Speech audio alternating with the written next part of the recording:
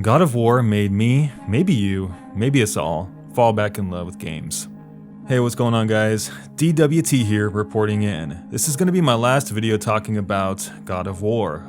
I've beaten the game now twice. I absolutely love it, but it's time to move on to other games. But before I do that, I'd like to talk about the lasting impact of what I consider the best game of the year.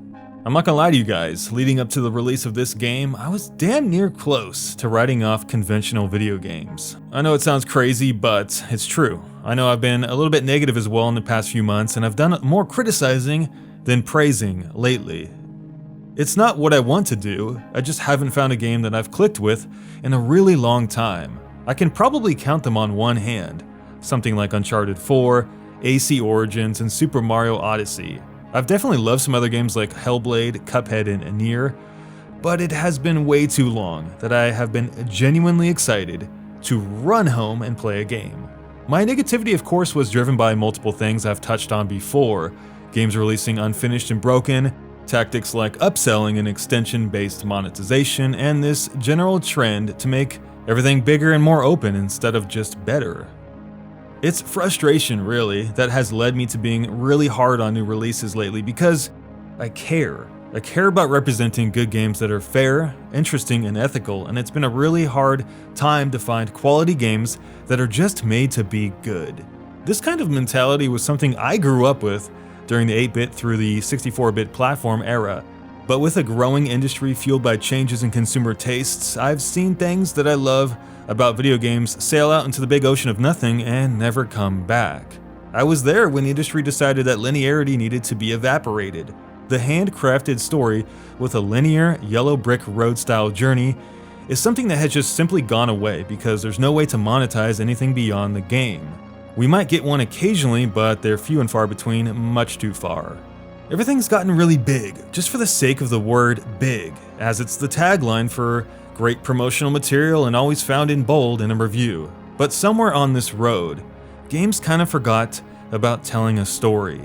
And I'm not talking about dropping you into Montana and making you piece together the story as you want. There's room for all these types of games, but sometimes people want what we grew up with, a little linearity. I believe the industry never really found the balance of open to linear, and that causes the linear story-based game to basically just go extinct. I find it really sad because that's where I find the most enjoyment in a game. Many people have the luxury of playing lots of their favorite games new and every month.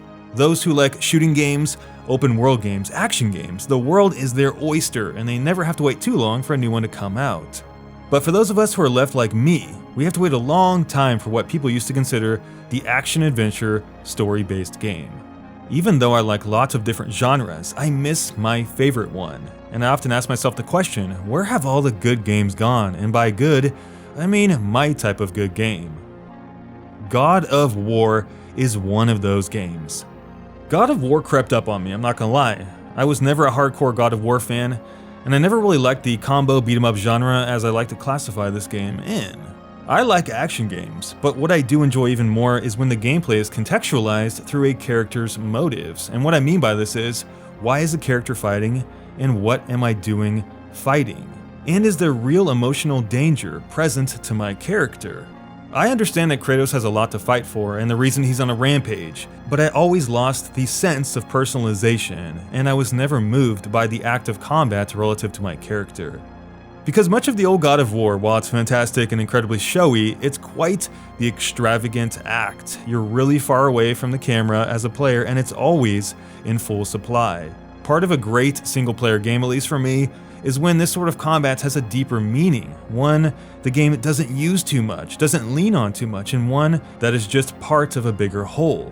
This is why I really like the new God of War much more than any prior game. It's got this The Last of Us feel to it, kind of, sort of, at least in a small teeny tiny way.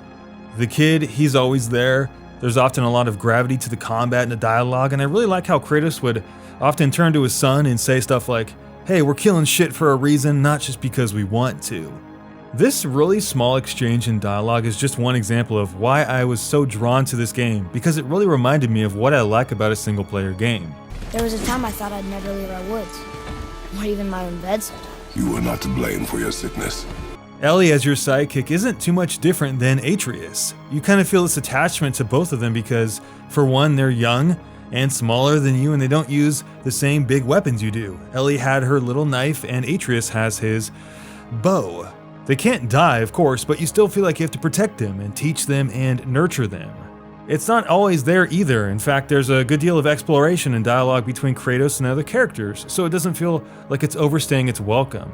But when it is there, it invites you into it via the close FOV. This is a perfect match for the more personal story because it creates an intimate combat system, and that's one of the big reasons I fell in love with God of War. I also really like this game because it's what I like to call a no BS game.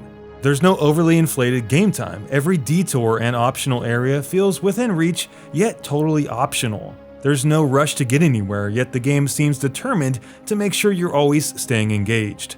I appreciated the compass because it allowed me to get to my objective while still having the incentive to look out for a branching path or climb a mountain wall that wasn't on my map. This led to me discovering new things without the game telling me to do it or where it was, and this is what more games need to do.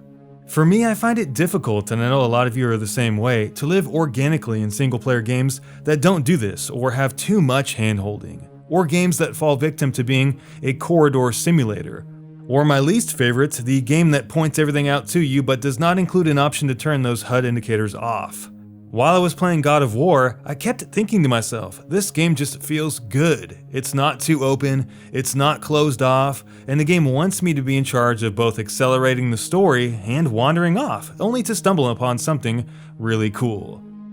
I've beaten God of War twice now and I'll be putting the game down at this point. I don't need to play this game anymore. The memory I have for the 50 hours I've spent in it is something I'll remember for a long time. I really hope we can get more games with this kind of refinement, even though that trend has long since passed.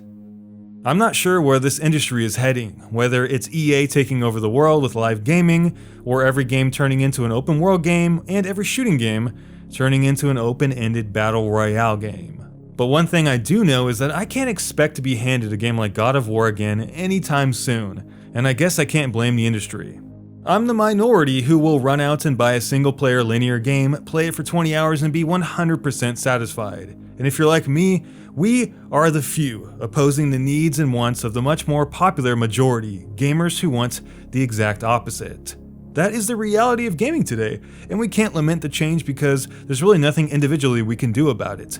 All we can do is support a great game like this, praise it to kingdom come, and hope that people who have never sat down and experienced a single-player game try this game out and have their eyes opened up, because this game is truly incredible. People need to play this game so they can see how single-player games can evolve to meet the demands of the conventional video game market. For all its beauty, God of War has made me fall back in love with games again. This has been Tone Loc for Downward Thrust, and have a great day. We'll see you guys in our next video.